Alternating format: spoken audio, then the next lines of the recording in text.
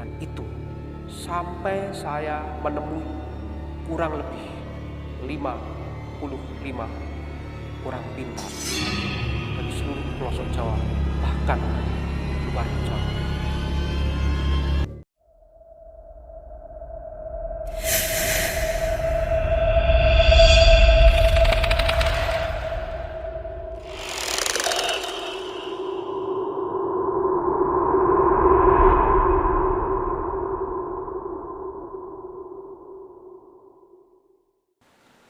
Oke, para penonton, dimanapun Anda berada, pada sesi ini saya bercerita mengenai perjalanan hidup saya ketika waktu itu saya duduk di salah satu SMA di Temanggung. Tentunya saya tidak akan menyebut nama sekolah tersebut. Pada waktu itu, ketika malam hari, kurang lebih pukul 8. Seingat saya pukul 8 itu saya masuk kamar tidur. Dan ketika saya tertidur, tidak lama kemudian saya terbangun. Tetapi kesadaran saya sudah pulih, namun tubuh saya tidak bisa bergerak. Dan ini kalau orang Jawa mengatakan tindien, seperti ditindih sesuatu dan tubuh mengalami susah bergerak, bahkan susah bernafas. Saya ingat benar waktu itu, ketika saya mencoba untuk bangun dari tidur, betapa susahnya. Jangankan bangun, bahkan bernafas pun saya tidak bisa. Tetapi suara-suara saya yang ada di sekitar saya, seperti orang tua saya sedang berbicara, adik saya sedang bermain, itu masuk ke telinga saya. Dan itu yang memastikan dan saya yakin bahwa saya sudah sadar benar waktu itu. Di dalam tindien itu, tubuh saya seperti terlilit benang sekujur tubuh. Dari mulai jari jemari tangan sampai jari jemari kaki, bahkan sampai seluruh tubuh ini, kepala, rambut, telinga, seperti ada benangnya. Dan benang itu semakin lama semakin mengikat erat dan membuat saya tidak bisa bernafas. Dan saya mencoba memberontak agar saya bisa terlepas dari itu. Dan tidak lama kemudian memang saya bisa terbangun dan saya bisa bernafas, ya meskipun terengah-engah. Dan itu awal mula saya menemui hal aneh di dalam hidup saya yang sebelumnya belum pernah saya alami. Dan beberapa hari kemudian, hal-hal seperti ini acap kali ada di dalam malam-malam saya. Ketika saya tidur, ketika saya mencoba untuk bangun, dan itu sangat susah. Dan itu peristiwa tindien itu berkali ulang saya alami.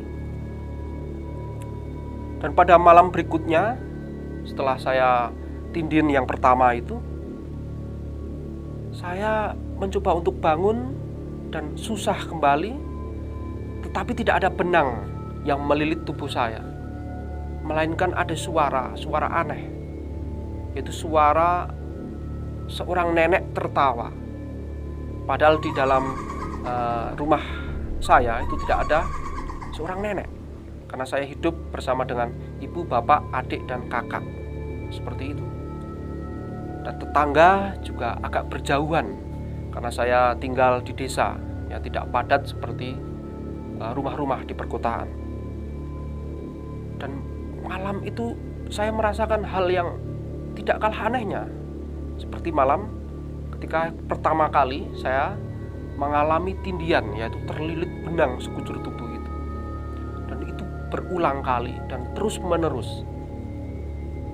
Tetapi saya rasa ketika saya mengalami seperti itu tidak akan berdampak pada kesehatan saya, karena saya juga tidak memikirkan terlalu serius ketika saya mau tidur atau tidak tidur. Dan ketika pada suatu siang saya berada di sekolah, tiba-tiba saya tidak bisa bersuara. Saya tidak bisa berkomunikasi dengan kawan-kawan saya yang ada di sekolah tersebut. Suara yang hendak keluar dari mulut itu seperti tertahan, tercekat di tenggorokan. Dan saya mengalami ini dan saya kebingungan. Mengapa ini terjadi? Lalu waktu itu saya sepulang dari sekolah, saya SMS orang tua saya. Ya waktu itu masih zamannya SMS ya, belum WA seperti sekarang ini. Saya SMS dan orang tua saya merespon. Kemudian keesokan hari saya tidak masuk sekolah, saya diantar ke rumah sakit. Di rumah sakit itu dinyatakan oleh dokter bahwa saya terkena amandel akut, begitu katanya. Setelah saya terkena amandel akut, maka dokter menyarankan untuk segera dioperasi. Dan tidak lama kemudian saya menuruti perintah dan saran dokter itu untuk operasi. Ya, saya operasi amandel.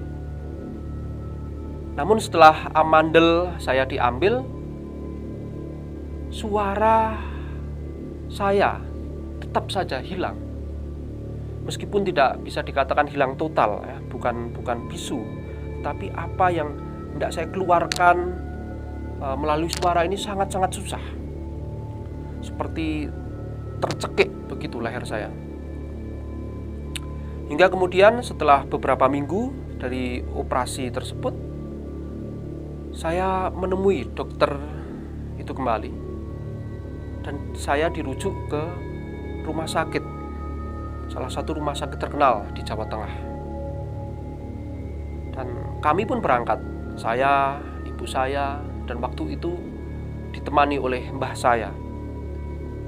Di salah satu rumah sakit itu ternyata tidak sehari 2 hari, karena harus menjalani cek kesehatan dari mulai scanning, ronsen, bahkan sampai laringoskopi.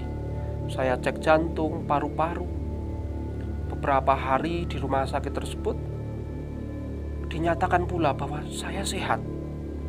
Kondisi fisik saya normal, seperti kebanyakan orang. Pada momen ketika saya di rumah sakit tersebut, ini momen yang sangat-sangat tidak bisa saya lupakan, yaitu saya di laringoskopi. Jadi laring saya disorot dengan kamera, ya, salah satu peralatan medis gitu.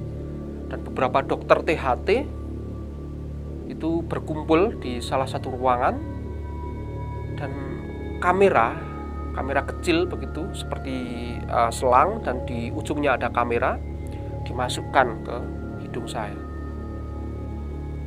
Dan kamera itu masuk, selang itu masuk, saya bersin berkali-kali karena ya, ada benda asing masuk ke dalam lubang hidung. Dan setelah itu saya diperintah oleh dokter untuk mengucapkan atau melafalkan huruf-huruf vokal A, I, U, E, O. Saya langsung melakukan itu, dan anehnya pita suara terlihat di monitor itu kan, monitor merekam bagaimana pergerakan pita suara saya. Jadi di atas saya ada layar monitor atau komputer begitu, dan saya mengucapkan huruf-huruf vokal yang diperintah oleh dokter itu. Dan anehnya, kata dokter yang berkumpul di situ, pita suara saya normal karena pita suara saya bergerak dan bergetar. Tetapi suara itu tidak keluar dari mulut saya, tidak keluar sebagaimana mestinya. Dari sinilah titik mula saya mengalami kebingungan yang luar biasa. Mengapa ini terjadi? Dan beberapa dokter juga saya lihat dari ekspresi mimik wajahnya juga kebingungan. Salah satu dokter mengatakan kepada ibu saya, katanya bahwa mungkin anak ibu ini mengalami penyakit yang langka, atau mungkin ini ada penyakit baru yang belum ada alat medis yang bisa mengungkap penyakit ini golongan atau kategori apa begitu. Dan salah satu dokter lagi menyimpulkan bahwa mungkin saja ini terkena gangguan non medis. Meskipun itu juga kemungkinan asumsi dari dokter yang mengatakan itu, karena kata dokter bahwa menemui pasien-pasien dengan gejala penyakit yang belum terekam alat medis itu tidak hanya sekali dua kali, begitu katanya. Dan setelah saya pulang dari rumah sakit itu bukan suatu kelegaan atau suatu kegembiraan karena saya telah menemukan sejatinya apa yang saya alami, penyakit apa yang saya derita, tetapi karena suatu kebuntuan. Oleh karena itu orang tua saya mencari jalan lain, yaitu ke pengobatan alternatif. Dan ini sungguh kisah nyata. Saya tidak mengada-ada, saya tidak membuat-buat. Apa yang saya alami, apa yang saya lalui ketika saya duduk di kelas 1 SMA itu benar-benar terjadi di dalam hidup saya. Dan setelah itu saya mencari pengobatan alternatif. Dan itu sampai saya menemui kurang lebih 55 orang pintar dari seluruh pelosok Jawa, bahkan dari luar Jawa.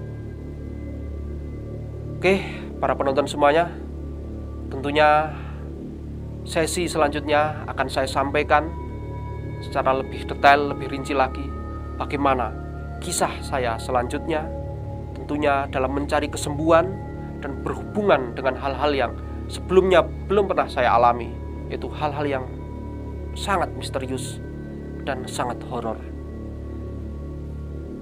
Sampai jumpa.